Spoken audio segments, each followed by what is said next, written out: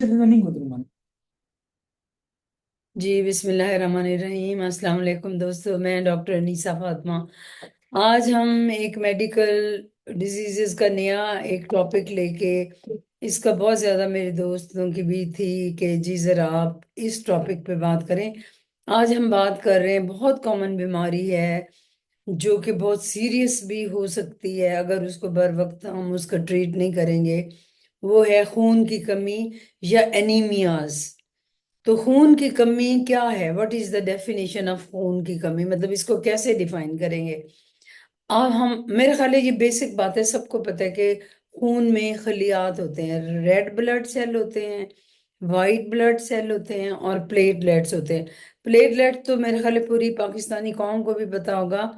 Platelet जैसे नवाज शरीफ के platelets कम हो गए, सबको पता है, वो बीमार थे, प्लेटलेट्स कम हो गए। बाकी जो दो है वो WBC है और RBC है। हम आज RBC के बारे में ही बात करेंगे, red blood cell. Red blood cell वो सेल्स हैं जिनकी वजह से हमारे खून का रंग सफेद, वो लाल नजर आता है। उस रेड ब्लड सेल के अंदर, ये रेड ब्लड सेल एक छोटी छोटी डिस्क्स हैं जो कि नजर नहीं आती, छोटे छोटे सेल हैं, माइक्रोस्कोप में नजर आएंगे, इलेक्ट्रॉन में। उस छोटे से रेड ब्लड सेल के अंदर बहुत सारे नुक्ते नुक्ते नुक्ते, एक मादा है जिसको पिगमेंट है, एक मादा है जिसको कहते हैं हीमोग्लोबिन। अब आप समझे कि उस रेड ब्लड सेल जो है उसका जो कलर रेड है, वो उसके अपनी वजह से नहीं है। वो जो अंदर छोटे छोटे जरात हैं, एक तरह का जैसे रंग होता है ना, ड्राई ड्राई पाउडर कलर, हम दुपट्टा रंगना है तो उसके लिए हम ड्राई खुश्क जो पाउडर की रंग की पुड़िया होती है, वो जरात होते हैं रंग के। इसी तरह रेड ब्लड सेल के अंदर छोटे छोटे मॉलिक्यूल्स होते हैं, मिलियंस में, यानी मिलियंस में जो मॉलिक्यूल पड़े होते हैं रेड कलर के, वो ही रेड रंग देते हैं खून को, उसको कहते हैं हीमोग्लोबिन। अब आपको पता चल जाना चाहिए कि रेड ब्लड सेल के अंदर एक मादा है जिसका नाम है हीमोग्लोबिन। उसकी वजह से खून का रंग भी रेड होता है और वो RBC की वजह से रेड होता है, यानी रेड ब्लड सेल्स की वजह से उसको रेड ब्लड सेल इसलिए कहा जाता है। अब हम देखते हैं कि रेड ब्लड सेल्स का क्या काम है बॉडी में। डेफिनेशन ये है कि when there is decrease number of RBCs या रिड्यूस्ड अमाउंट ऑफ हीमोग्लोबिन, यानी ये जो नंबर, ये जो RBCs हैं, छोटे छोटे जो जरात सेल हैं जो कि रेड ब्लड सेल्स हैं, या तो वो खून में कम हो जाए या फिर उनके अंदर वो जो हीमोग्लोबिन है वो खुद कम हो जाए, उस बीमारी को कहते हैं खून की कमी या एनीमियाज। तो खून की कमी का पता चल गया, या तो रेड ब्लड सेल कम हो जाए, या जाहिर है डेफिनेटली उसके अंदर जब रेड ब्लड सेल होंगे तो खुद ब खुद उस ऑटोमेटिकली वो कम है तो हीमोग्लोबिन भी कम हो जाएगी। हीमोग्लोबिन क्या है? जो रेड रंग का, जो थोड़े थोड़े जरात रेड ब्लड सेल में है। अब ये तो पता चल गया कि जब खून में रेड ब्लड सेल्स की कमी हो जाए और हीमोग्लोबिन की कमी हो जाए, उसको हम कहते हैं एनीमियाज। एनीमियाज कई किस्म के हैं। जो 90% एनीमियाज पाकिस्तान में, एशिया में, इंडिया में, जो डेवलपिंग कंट्रीज हैं उनमें जो है वो है खून की कमी ड्यू टू न्यूट्रिशनल डेफिशिएंसी, यानी जब उनकी खुराक में किसी चीजों की कमी हो जाती है जिसकी वजह से वो रेड ब्लड सेल नहीं बनते, वो हीमोग्लोबिन नहीं बनती, तो उस चीज को हम खून की कमी कहते हैं। तो अब हम एनीमियाज को कहते हैं, क्लासीफाई करते हैं मुख्तलिफ टाइप्स में। अमोनिया एनीमिया को क्लासिफिकेशन इस तरह होती है, न्यूट्रिशनल एनीमियाज होते हैं जो कि खुराक की कमी की वजह से RBCs या रेड ब्लड सेल नहीं बनते, हीमोग्लोबिन नहीं बनती, उसको हम कहते हैं न्यूट्रिशनल एनीमियाज। दूसरे एनीमियाज क्या है? वो है कि हीमोलिटिक एनीमिया, जिसमें ब्लीडिंग हो जाए, जिसमें हिमोलिसिस हो जाए, यानी ये रेड ब्लड सेल टूट फूट का शिकार हो जाए। और जब वो रेड ब्लड सेल टूट जाएंगे, हीमोलिसिस मीन टूट जाना, हीम का मतलब है ब्लड, लाइसिस का मतलब है ब्रेकअप होना, जब ब्लड ब्रेकअप, ब्लड के सेल्स ब्रेकअप होते हैं, उसको कहते हैं हम हीमोलिटिक एनीमियाज। और वो इनहेरिटेड एनीमियाज हैं, वो पैदाइशी तौर पे होते हैं, वो खानदानों में चलते हैं। उनमें से दो इम्पॉर्टेंट हैं, सिकल सेल एनीमिया और थैलासीमिया। अभी हम इन पे डिटेल में इन पे बात नहीं करेंगे। आपको सबको पता है थैलेसीमिया के पेशेंट्स हैं, उनको ब्लड ट्रांसफ्यूजन होती है, ये मौरूसी बीमारी है। दूसरा है सिकल सेल एनीमिया, उसमें ऐसे कर्ल शक्ल के, हम मैंने कहा आरबीसी गोल होते हैं डिस्क की तरह, लेकिन सिकल सेल एनीमिया में सिकल शेप्ड कर्ड ऐसे हाफ सेल होते हैं, रेड ब्लड सेल, उनकी शक्ल एबनॉर्मल होती है, तो वो भी टूट फूट के शिकार हो जाते हैं। इसलिए इन दो को इनहेरिटेड एनीमियाज वो हैं जो हीमोलिटिक है, sickle cell anaemia and thalassaemia. हम एक तीसरी किस्म का नाम लेते हैं। पहला न्यूट्रिशनल एनीमियाज था, जिसमें खुराक की कमी से हुआ। दूसरा क्या हुआ, due to inherited haemolytic anaemias. तीसरा है क्रॉनिक कोई बीमारियां हैं, क्रॉनिक इन्फेक्शन है, टीबी है, क्रॉनिक रीनल डिजीज है, रूमेटॉइड आर्थराइटिस है, सो मैनी क्रॉनिक एलिमेंट्स जो है ना, उसमें भी खून की कमी हो जाती है। तीसरा ए प्लास्टिक अनीमिया है। अब आपको ये मैं बता दूं कि खून के सारे ज़रात, WBC, RBC, white blood cell, red blood cell, platelets, ये सारे हमारी गूदे में बनते हैं। बोन का गूदा, आपने कभी भी मीट खाया होगा, उसमें आप जब मिक वाली हड्डी के एंड को आप देखते हैं, उसमें स्पॉन्जी एरिया है, उसको कहते हैं बोन मैरो। तो ये सारे बोन मैरो में बनते हैं। तो एक होता है ए प्लास्टिक एनीमिया, जिसमें ये होता है कि वो बोन मैरो की डेफिशिएंसी होती है, उसमें कोई वो वाले सेल डब्ल्यूबीसी या आरबीसी या प्लेटलेट्स बन ही नहीं रहे होते। तो उस अगर हम एनीमिया की बात करें, रेड ब्लड सेल्स की, वो भी नहीं बनते, तो वो ए प्लास्टिक एनीमिया है। फिर कुछ ऐसी चीजें हैं कि क्रॉनिक जो है वो इम्यून डिसऑर्डर्स हैं। उसमें ये है उसमें एक मोस्ट कॉमन है परनीशियस एनीमिया, जिसमें सेल की लाइनिंग में एक इंट्रिंसिक फैक्टर बनता है, एक इम्पॉर्टेंट, वो हमारे इंटेस्टाइन में और हमारे स्टमक की लाइनिंग में वो वो डैमेज होना शुरू हो जाता है। इसको कहते हैं ऑटो इम्यून, यानी खुद ब खुद अपने ही कोई अच्छे सेल को कोई अपना ही बॉडी का डिफेंस मैकेनिज्म ब्रेक डाउन करना शुरू कर दे, तो ये ऑटो इम्यून डिजीजेस होती हैं। तो एक लंबी लिस्ट है, लेकिन जो कॉमन फॉर्म ऑफ एनीमियाज है वो न्यूट्रिशनल एनीमिया, मैं आज उसकी बात करूंगी, जिसमें आयरन डेफिशिएंसी एनीमिया। दूसरा मोस्ट कॉमन है vitamin B 12, vitamin B 12 deficiency anaemia. और तीसरा है फॉलिक एसिड डेफिशिएंसी एनीमिया।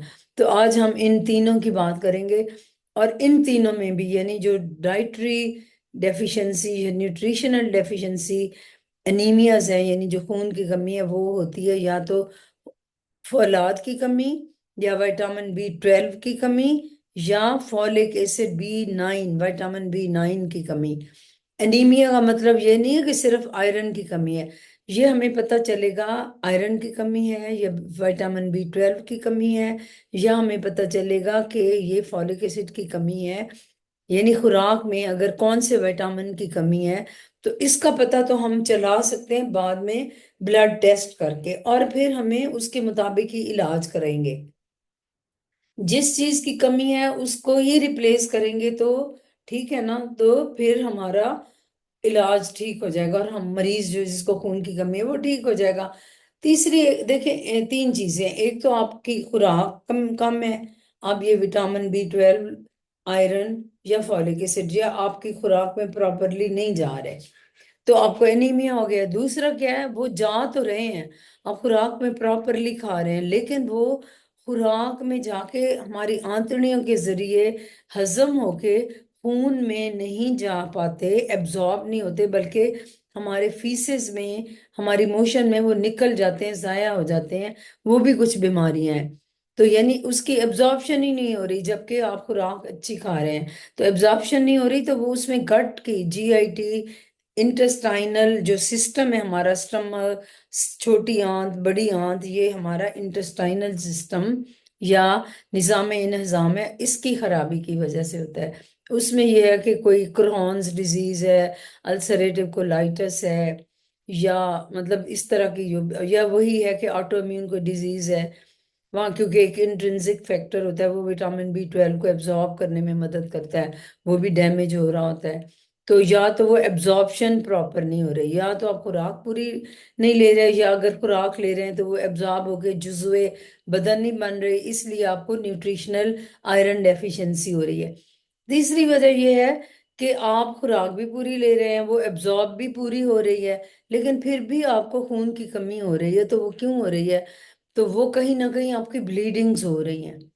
जैसे औरत है, प्रेग्नेंट औरत है, उसको तो ब्लीडिंग नहीं हो रही, लेकिन उस औरत प्रेगनेंसी में उसका सारा ब्लड उसके बच्चे की तरफ जा रहा है। तो हालांकि वो अपनी तरफ से खुराक ले रही है, उसकी खुराक एब्जॉर्ब भी हो रही है, मगर वो सफिशिएंट खुराक नहीं ले रही, जो कि प्रेग्नेंट औरतों में डबल, हम कहते हैं कि उसकी डाइट डबल हो जानी चाहिए। मिनरल विटामिन्स उसके प्रॉपर होने चाहिए, क्योंकि उसका सारा ब्लड बच्चे में भी जाता है, एक प्रॉपर नया वजूद जो है वो बन रहा होता है। या फिर उनको ब्लीडिंग हो रही होती है, जैसे पर रेक्टम ब्लीडिंग हो रही है, जैसे किसी को बवासीर है, ब्लीडिंग हो रही है, उसको पता ही नहीं है, ब्लीडिंग होती रहती है। वो आयरन भी पूरी खा रही है, डाइट भी पूरी है, वो एब्जॉर्ब भी हो रही है, मगर फिर भी वो एनीमिक है। तो इसका मतलब है कि उसका ब्लड लॉस हो रहा है। या किसी को अल्सर होते हैं मैदे में, वहां पे भी ब्लीडिंग होते रहते हैं अंदर अंदर। और ऐसी सूरत में हम आप उनका उनका स्टूल टेस्ट करते हैं, स्टूल में अगर ब्लड आ रहा हो, कई दफा वो ऑकल्ट होता है, यानी छुपा छुपा हुआ होता है, अकल्ट होता है, वो नजर नहीं आता उनको कि हमें ब्लीडिंग हो रही है मोशन में, लेकिन वो स्टूल ब्लैक आते हैं, कई दफा वो भी नहीं होता। तो लेकिन अगर स्टूल की लेबोरेटरी में हम करें तो हमें पता चल जाता है कि इनका ब्लड लॉस हो रहा है। या फिर वो औरतें जिनको हैवी मेंसेस होते हैं, या वो औरतें जिनको आयरन इनटेक हमेशा वो हैवी पीरियड्स होते हैं, या उनकी प्रेगनेंसी होती है, या उनकी सॉरी उनकी डिलीवरी में बहुत ब्लड लॉस हो जाता है, तो पोस्टमार्टम हेमरेज हो रहा है किसी को। तो ये सारी चीजें हैं जो हमें देखना है। या खुराक पूरी नहीं है, या खुराक पूरी है तो वो एब्जॉर्ब पूरी नहीं हो रही, जुज़वे बदन नहीं बन रही। अगर खुराक भी पूरी है, जुज़वे बदन भी बन रही है, तो वो कहाँ से कहीं ना कहीं ब्लीड कर रही है वो औरत, या वो आदमी। बवासीर हो सकता है, अल्सर हो सकता है, कभी कभी मलेरिया के मरीजों में भी आरबीसी टूटना शुरू हो जाते हैं, तो ये भी एक कॉज है। किडनी में एक इंट्रिंसिक फैक्टर होता है जो कि ब्लड को, हीमोपोइटिक फैक्टर कहते हैं, किडनी की डिजीजेस में वो फैक्टर खत्म हो जाता है तो भी अनीमिया हो जाता है। तो there are so many things. आप ये देखें कि आपको खून की कमी, हम बात करें न्यूट्रिशनल एनीमियाज की, उसमें सबसे कॉमन जो एनीमिया है 90%, वो है आपका आयरन डेफिशिएंसी एनीमिया। तो मेरा ख्याल है हम इस पे ही बात कर लेते हैं, आयरन डेफिशिएंसी एनीमिया।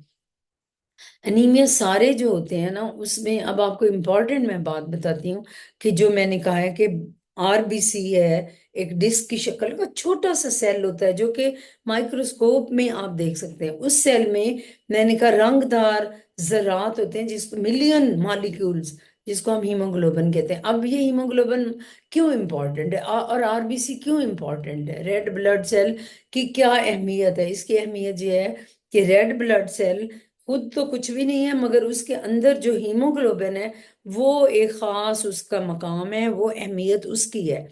यही हीमोग्लोबिन जब हमने सांस ली, ऑक्सीजन गई, ऑक्सीजन ब्लड में गई, ब्लड में जाके ऑक्सीजन को जो कैरी करता है, ऑक्सीजन को लेके जाने वाला है, वो हीमोग्लोबिन है। जो रेड जरात हैं वो हीमोग्लोबिन को पकड़ लेते हैं, और वो हीमोग्लोबिन, अगर हीमोग्लोबिन ना हो तो ऑक्सीजन को वो अपने साथ आरबीसी नहीं लेके जा सकता।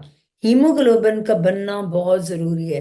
रेड ब्लड सेल के अंदर हीमोग्लोबिन की मौजूदगी जरूरी है, क्योंकि हीमोग्लोबिन अटैच कर लेती है ऑक्सीजन को, ये कैरियर है। जैसे कि आप ट्रॉली में सारा सामान रख के ले जा सकते हैं, actually haemoglobin is the carrier of this oxygen. तो फिर ही ब्लड में जब ऑक्सीजन जाती है और हीमोग्लोबिन अगर सफिशिएंट होगी, तो वो ऑक्सीजन को अपने साथ अटैच करेगी, तो फिर ऑक्सीजन पूरे ब्लड में सर्कुलेट होगी। आपको पता है, हम तो ऑक्सीजन की वजह से ही जिंदा है। आप 10 मिनट नाक बंद करें तो डेथ हो जाएगी, ब्रेन डेथ, 15-20 मिनट में तो ब्रेन डेथ हो जाएगी, 10 मिनट के बाद। तो ऑक्सीजन कैरिंग कैपेसिटी सिर्फ हीमोग्लोबिन में है, जो कि रेड ब्लड सेल का इंटरनल पार्ट है। तो अगर अहमियत बता रही हूँ कि एनीमिया में क्या होता है कि हीमोग्लोबिन नहीं बनी, हीमोग्लोबिन बिल्कुल कम बनी है। तो हीमोग्लोबिन की कमी की वजह से क्या, ऑक्सीजन अटैच नहीं हो गई, ऑक्सीजन पूरी बॉडी को नहीं मिली। तो ऑक्सीजन नहीं मिली तो क्या होगा, अब ब्रेन के सेल्स को ऑक्सीजन पे ही जिंदा है हम। ऑक्सीजन और खुराक आपस में मिलके बर्न होती है और हमें एनर्जी मिलती है। जब ऑक्सीजन नहीं मिल रही तो वो एनर्जी नहीं मिलेगी। तो मरीज क्या होगा, वो, ये मैं सिम्टम अलामात बता रही हूँ। अलामात क्या होंगी, वो मरीज क्या होगा, हेडेक होगा, उसका सर जो है ना सुन रहेगा, उसकी मेमोरी लॉस होना शुरू हो जाएगी सीवियर एनीमिया में, जब शिद्दत का एनीमिया होगा।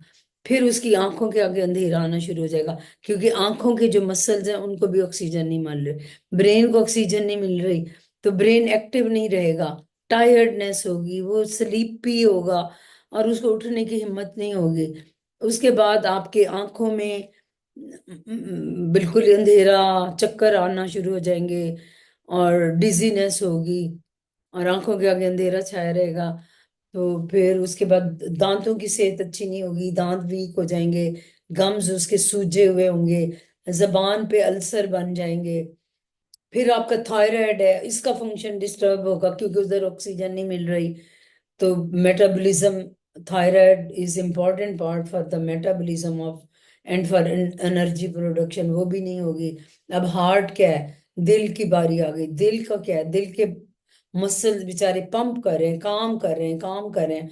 अब काम कर रहे हैं तो लेकिन उसके अंदर जो छोटी छोटी खून की नालियां जो हार्ट के मसल को एनर्जी देती हैं, ऑक्सीजन देती हैं और फूड देती हैं, फूड तो चलो जा रही है मगर वो ऑक्सीजन नहीं मिल रही।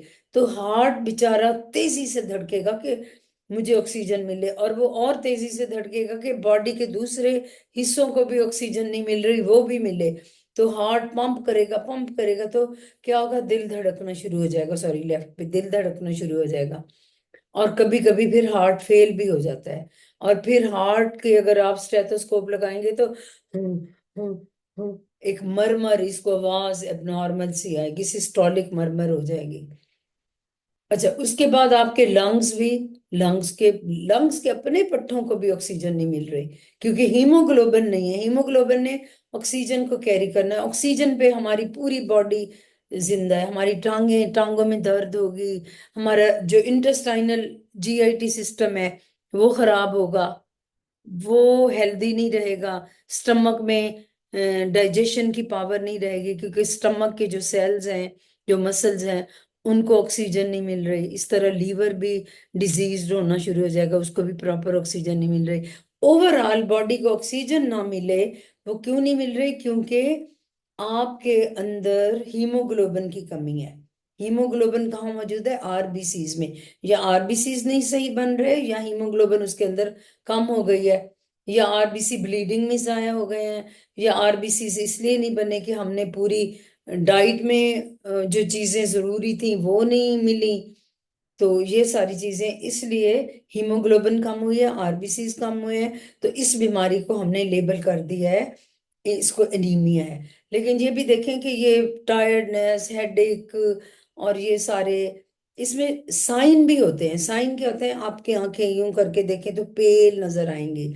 आपका इंटेस्टाइन, ये जो आपका माउथ का म्यूकोजा है, लाइनिंग है, पेल होगी। नेल्स कोलिनिकिया अंदर धस जाएंगे और ब्रिटल टूटने शुरू हो जाएंगे, ये हो जाएगा। और भी चीजें हैं, मुंह में अल्सर होगा, ये भी दिखाई, जो चीजें दिखाई दें उनको हम साइन कहते हैं। ब्लीडिंग, गम से ब्लीडिंग आना, अनहेल्दी होंगे ना, तो मुंह में अल्सर्स होंगे, अनहेल्दी होंगे। तो ये साइंस हैं। और सिम्टम्स हैं वो जो मरीज खुद बताएगा कि मैं थक जाता हूँ, आंखों के आगे अंधेरा है, चक्कर आते हैं कोई काम को, या उसके घर वाले ले आएंगे कि ये पड़ी रहती है, हर वक्त बीमार लगता है। अच्छा, लॉस ऑफ एपिटाइट होगा, क्योंकि खाना हजम ही नहीं हो रहा, क्योंकि क्योंकि जो आपके स्टमक के जो मसल्स हैं उनको ऑक्सीजन नहीं मिल रही, वो काम नहीं कर रहे, वो प्रोड्यूस नहीं कर रहे, वो एसिड नहीं बना रहे, वो जो एंजाइम्स हैं वो नहीं बना रहे। और फिर इम्पॉर्टेंट बात है कि हमारी बॉडी के बहुत सारे एंजाइम जो होते हैं ना, वो काम करते हैं, वो भी अपना काम छोड़ देते हैं।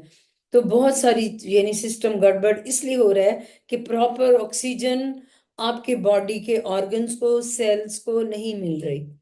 तो ओवरऑल वो बंदा बीमार होता है। और फिर अगर ये लंबी बीमारी हो तो फिर आपको, आप देख ही रहे हैं कि वो हार्ट फेलियर भी हो जाएगा, और फिर अनीमिया से खुदा न खास्ता फिर डेथ भी हो सकती है। तो अब बात वही है कि हमें इसको बर वक्त पकड़ना है। तो मैं न्यूट्रिशनल डेफिशिएंसी जो एनीमिया है, मैंने पहले कहा है कि खुराक में कमी है। दूसरा मैंने आपको बताया कि या तो खुराक पूरी ले रहा है, वो अच्छी तरह एब्जॉर्ब होके जुज़वे बदन नहीं बन रही। तीसरा मैंने कहा कि वो खा भी रहा है, जुज़वे बदन भी बन रही है, लेकिन कहीं ना कहीं से ब्लीडिंग हो रही है। या वो मेंसेस में ब्लीडिंग हो रही है, या उसके हेमरॉइड्स हैं, बवासीर में ब्लीड कर रहे हैं, या उसके अल्सर हैं, ब्लीडिंग हो रही है। कहीं ना कहीं से ब्लड लॉस हो रहा है, या कभी कभी नाक से ब्लीडिंग, एपिस्टेक्सिस हो रहा है। तो इन लोगों में भी अनीमिया कॉमन है। तो अब तीन जो खुराक के नाम से एनीमियाज हैं, आपको बताया है, iron deficiency, folic acid deficiency, B12 deficiency. तो आयरन डेफिशिएंसी की बात कर लेते हैं। तो बातें सबकी तीनों की वही हैं। आयरन पूरा खुराक में नहीं है, तो अगर, या B12 खुराक में पूरा नहीं है, या फॉलिक एसिड पूरा नहीं है, खा नहीं रहे प्रॉपर। तो जब इन तीनों की कमी है, तो इन तीनों का हम कैसे पता लगाएंगे कि इसको आयरन डेफिशिएंसी एनीमिया है, या फॉलिक एसिड डेफिशिएंसी एनीमिया है, या इसको जो है पर वो दूसरा B12 डेफिशिएंसी एनीमिया है। तो ये सिंपल सा टेस्ट है, आप ब्लड टेस्ट करेंगे, उसमें सीरम ब्लड निकालेंगे, उसका टेस्ट करेंगे कि ब्लड में फॉलिक एसिड या फोलेट लेवल्स कितने हैं, वो नॉर्मल हैं, तो हम कहेंगे नहीं, इसको फॉलिक एसिड डेफिशिएंसी नहीं है। दूसरा, हम आयरन स्टोर्स देख लेंगे, आयरन स्टोर्स कम है। हीमोग्लोबिन, सबसे पहला टेस्ट तो होगा कि हीमोग्लोबिन कम होगा, सॉरी मतलब अनीमिया लेवल ही तब करेंगे जब हीमोग्लोबिन लेवल कम होगा। नॉर्मल वुमेन में जो हीमोग्लोबिन लेवल है 12.5 होना चाहिए, 12 होना चाहिए, और मेल में 13 होना चाहिए। हाँ, प्रेगनेंसी में नॉर्मल लेवल 11 तक हम ले लेते हैं, क्योंकि प्रेगनेंसी में डेफिनेटली थोड़ा कम हो जाता है, क्योंकि बच्चे को खून जा रहा होता है। तो हीमोग्लोबिन 9 से नीचे है तो डेफिनेटली अनीमिक होगी। और फिर 7 तो बहुत ही सीवियर एनीमिया है। तो इसमें तो हम 7 से नीचे चला जाए तो फिर हम ब्लड भी लगाना पड़ जाता है। तो ये तो आपको डॉक्टर, जब आपको ये सारी अलामात हों, तो आपको जरूर डॉक्टर के पास जाना चाहिए कि भाई मुझे ये थक्कन है, या अपना बच्चा है, या बहन है, या माँ है, उनको जरूर पुश करेंगे वो डॉक्टर के पास जाएं, ताकि आपकी इन्वेस्टिगेशन हो। पहला टेस्ट वो कहेंगे फुल ब्लड काउंट, उसमें हीमोग्लोबिन लेवल्स करवा लेंगे। जब हीमोग्लोबिन लेवल कम है, तो वो कहेंगे कि आपको तो एनीमिया है। अब हीमोग्लोबिन का कम होने से तो पता नहीं लगेगा कि आयरन डेफिशिएंसी एनीमिया है, फॉलिक एसिड है, या B12 डेफिशिएंसी है। तो अगर पहले, सबसे पहले कॉमन जो है आयरन डेफिशिएंसी एनीमिया है, तो आयरन लेवल्स ब्लड में चेक कर लेंगे, सीरम आयरन लेवल चेक करेंगे। लेकिन इससे मोस्ट रिलायबल है सीरम, जो होती है फेरेटिन फॉर्म में होती है, तो वो ब्लड में फेरेटिन फॉर्म में स्टोर रहती है। तो ferritin levels is more important rather than serum, total serum iron. तो फेरेटिन लेवल्स कर लेते हैं, तो उससे पता चल जाएगा आयरन डेफिशिएंसी एनीमिया है। B12 ब्लड में अगर कम है तो B12 डेफिशिएंसी है, और अगर फॉलिक एसिड कम है तो फॉलिक एसिड डेफिशिएंसी है। एक और टेस्ट भी कर लेते हैं कि हम RBCs को लेके माइक्रोस्कोप में देख लेते हैं, उसकी फिल्म बना लेते हैं, तो उसको कहते हैं RBC मॉर्फोलॉजी। उसमें आयरन डेफिशिएंसी एनीमिया में जो WBCs हैं वो बहुत छोटे छोटे होते हैं, B12 डेफिशिएंसी में वो थोड़े बड़े साइज के होते हैं, उसको मेगैलोब्लास्टिक एनीमिया कहते हैं। आयरन डेफिशिएंसी में जो एनीमिया, उसको माइक्रो मीन छोटा, माइक्रोसिटिक एनीमिया कहते हैं। फॉलिक एसिड में तकरीबन नॉर्मोसिटिक होते हैं, लेकिन एनीमिक होते हैं। RBCs के अंदर हीमोग्लोबिन कम होती है, मेन बात यह है, हीमोग्लोबिन का लेवल कम होता है।